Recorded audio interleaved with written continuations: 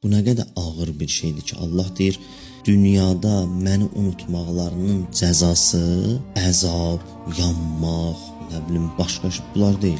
Deyir ki, dünyada məni unudublar. İndi bunların cəzası nədir? Deyir, cəzası budur ki, axirətdə də mən onları unudasam. Demək, Allahın insanı unutmasının o qədər ağır əzabı var ki, 1000 il yanmaq ondan aşağı bir şeydir.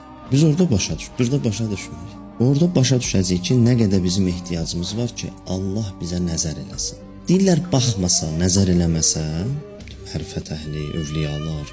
Deyirlər, əgər Allah bizə baxmasa, nəzər eləməsə, cəhənnəm əzabından qat-qat ağırdır o insana. La yanzuru iləyhim yevməl qiyamə.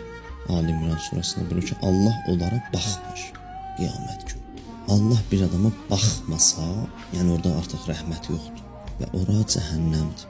Cəhənnəm elə rəhmətin olmadığı yerdir. Ora cəhənnəmdir.